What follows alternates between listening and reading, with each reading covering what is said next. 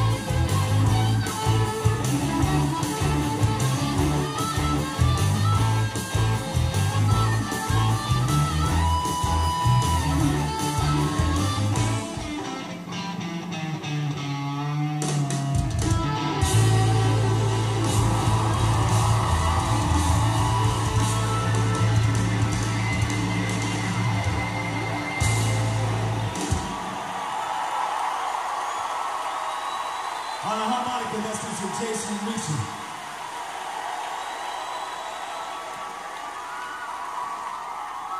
The musical instrument you're listening to now is an electrically amplified harmonica, played by one of this country's most exciting blues performers. Let's meet them now. What is your name, please? My name is Paul Butterfield. I was born in Chicago, 1941.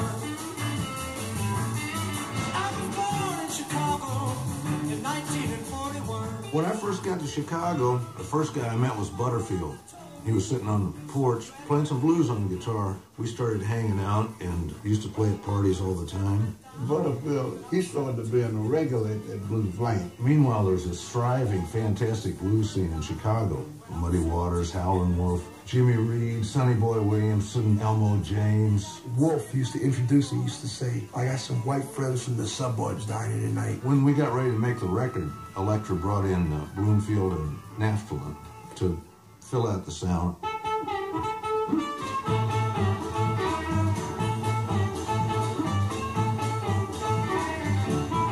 White, black, Paul plays. He'd walk in a place, Little Walter, Junior Wells, to put down the harmonicas. Butter was a great harmonica player, and Elvin, he was great. He was one of the greatest blues players I've ever seen before, but Michael, shit. Man.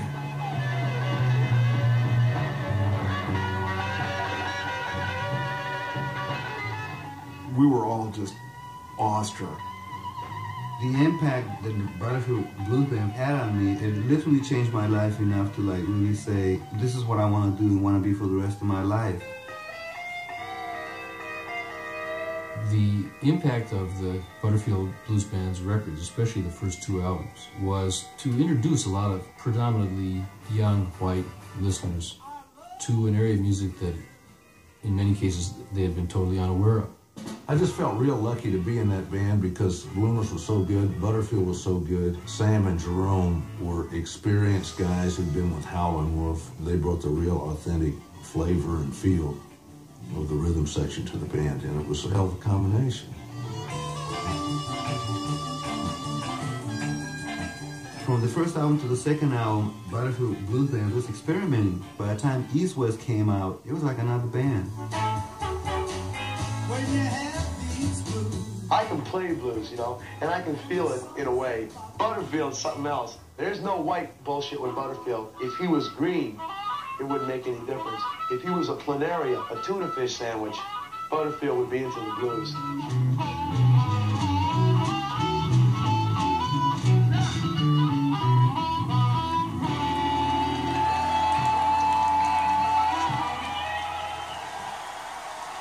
Ladies and gentlemen, Peter Wolf.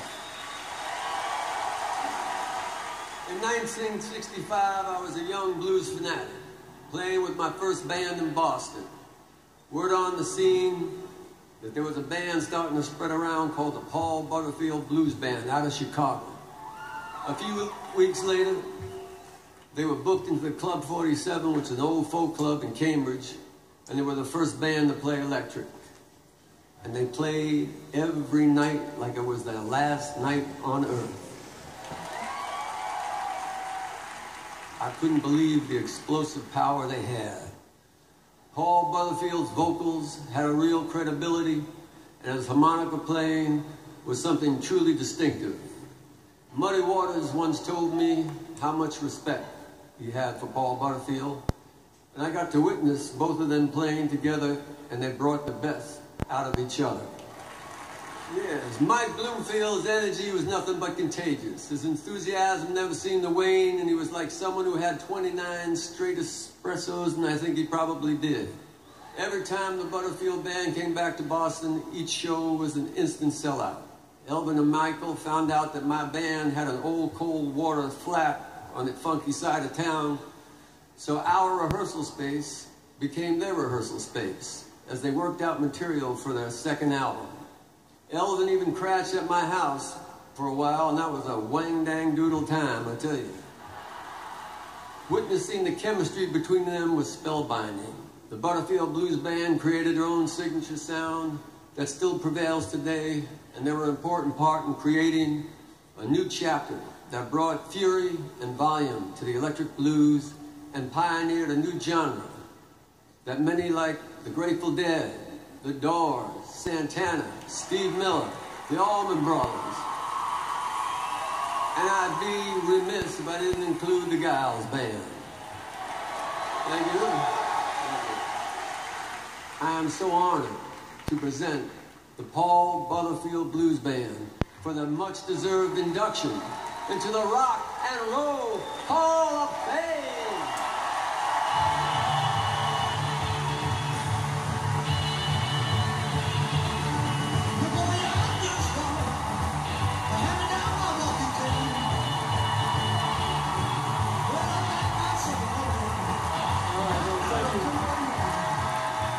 Thank you. I am Mark Knopfel, and I was a keyboard player. I want to thank my parents for being in my corner, always. And I do want to thank also my wife, Ellen Knopfel is her name. And she knows the meaning of being a blues wife. And she's part of me. She's sitting down here. And I would very much like to thank Paul Butterfield. I wish I could do it in person. But I'd like to thank him for inducting me into his band. That was 50 years ago this summer. And I'd like to say it's an honor and a privilege to be part of something historical. Okay, thank you very much. Give your own selves a round of applause just for being here tonight.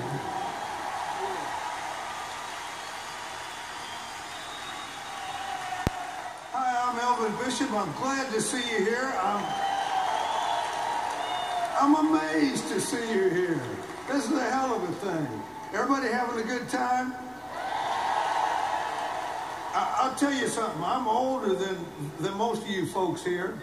Damn near all of you. But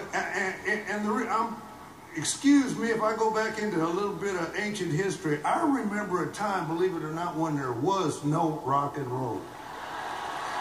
And then Elvis came in, and Chuck Berry, and Jerry Lee Lewis, and Little Richard and Fats Domino. We said, oh, this is great. All those guys had one big thing in common, heavy blues roots. And I found out it was all happening in Chicago. So I had to go to Chicago, and I did, and I got lucky. The first day I was there, I was walking around, and I saw a guy sitting on some steps drinking a quart of beer and playing blues. I said, this has got to be my type of guy. And I went over and made friends with, it was Paul Butterfield. I ended up in a band with Paul Butterfield, Michael Bloomfield, and it's a damn shame that they can't be here tonight. And Mark Knopfel and Sam Lay and Jerome Arnold, and wow, that was really lucky. And I'm not going to bore you with any more stuff, but two things I'm glad about. That was a butt-kicking band, and we helped blues cross over to the regular public. And we kind of set an example, which was badly needed in those days, that people of different races can work together and do good.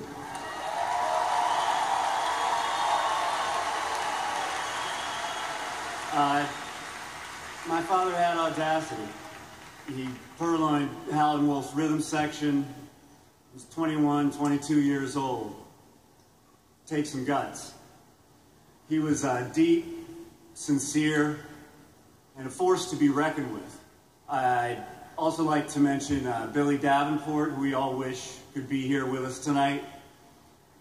He was a phenomenal musician that added a great deal to the Butterfield sound. All right. I'd like to accept this on behalf of the Butterfield family, and I wish my dad were here to share it with us. Congratulations, Dad.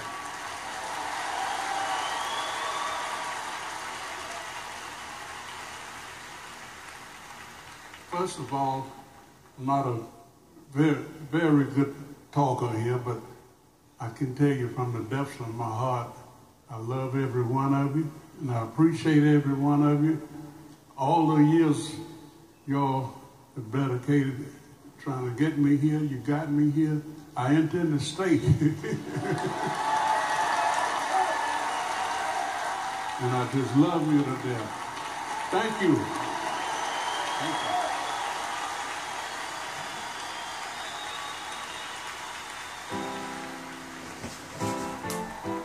you. Unique things come from people.